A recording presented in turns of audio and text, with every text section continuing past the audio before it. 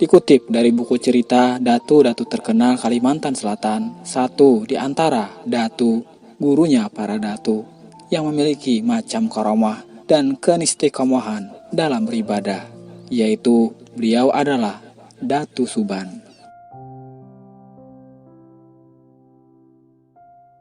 Makam Datu Suban berada di Desa Tanduy, Kecamatan Tapin Selatan.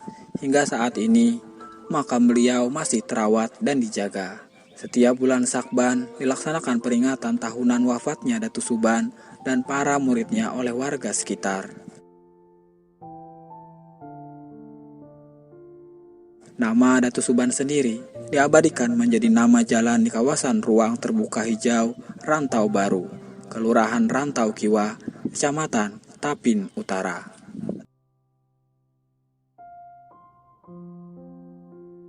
Datu Suban sering disebut juga Datu Suaiban Ibnu Zakaria Zulkifli dengan ibunda bernama Maisarah.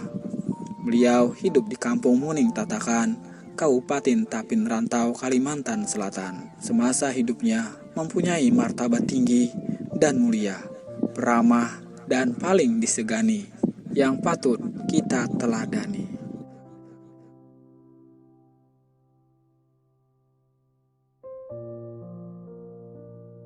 Diriwayatkan bahwa Datu Suban adalah seorang yang ahli ilmu tasawuf. Beliau juga ahli dalam bidang ilmu lain, seperti ilmu kebal, ilmu kabariyat, ilmu berjalan di atas air, ilmu ma'alih rupa, ilmu pandangan jauh, ilmu pengobatan, ilmu kecantikan, ilmu falakiyah, ilmu tauhid, dan ilmu firasat, serta masih banyak yang lainnya. Datu Suban juga memiliki 13 murid yang datang kepada beliau untuk menimba ilmu. Adapun nama-nama murid beliau yaitu Datu Murkat, Datu Tamingkarsa, Datu Niang Talib, Datu Karipis, Datu Ganun, Datu Argi, Datu Ungku, Datu Labaiduliman, Datu Harun, Datu Arsayana, Datu Rangga, Datu Galuh Diang Bulan, dan Datu Sanggul.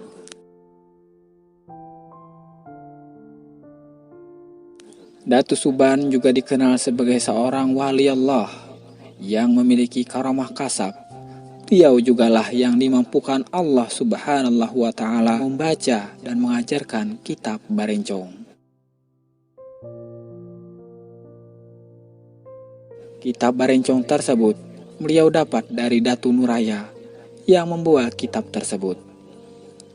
Ketika saat itu datang kepada Datu Suban, namun pada saat itu juga Datu Nuraya pulang ke rahmatullah.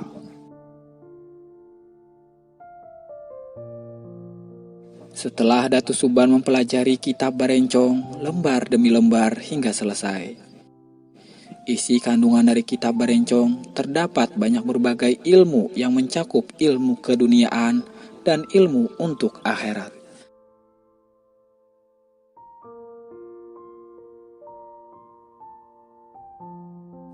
Salah satu karomah Datu Suban adalah mengetahui datangnya waktu beliau pulang ke rahmatullah. Ketika dari mata beliau memancar dan keluar sosok yang rupanya sangat bagus, bercahaya, dan berpakaian hijau. Itu pertanda bahwa 7 hari lagi beliau akan berpindah alam.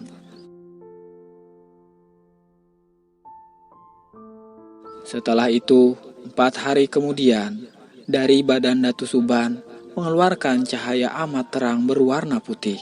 Besarnya sama dengan tubuh beliau dan harumnya semerbak. Ini bertanda 3 hari lagi beliau akan meninggalkan dunia yang fana. Dan menjelang mendekati waktu beliau pulang ke hadirat Allah Subhanahu wa Ta'ala, Datu Suban memanggil seluruh murid beliau dan mengatakan sesuatu. Murid-muridku yang kucintai, kalian jangan terkejut dengan panggilan yang mendadak ini, karena pertemuan kita hanya sampai di sini. Nanti pada waktu tengah malam lewat, sekitar pada jam 1, aku akan meninggalkan dunia fana ini. Hal ini tidak bisa ditunda-tunda lagi, karena ketentuan Allah Subhanahu wa Ta'ala telah berlaku,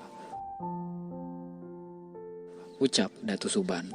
Kemudian beliau membacakan firman Allah Subhanahu wa Ta'ala surah An-Nahl ayat 61 yang artinya, apabila sudah tiba waktu yang ditentukan, maka tidak seorang pun yang dapat mengundurkannya, dan juga tidak ada yang dapat mendahulukannya.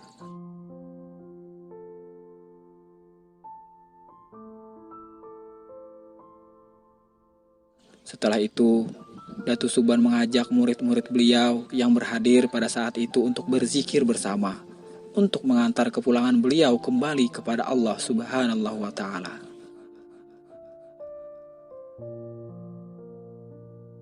Akhir berzikir dan selesai meninggalkan pesan-pesan kepada murid-murid, Datu Suban pun sekejap memancarkan sinar cahaya terang benderang sampai ke atas ufuk yang tinggi.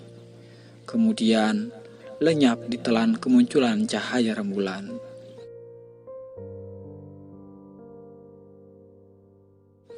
Murid-murid beliau yang menyaksikan kejadian itu kemudian mengucapkan, Inna lillahi wa inna ilaihi raji'un.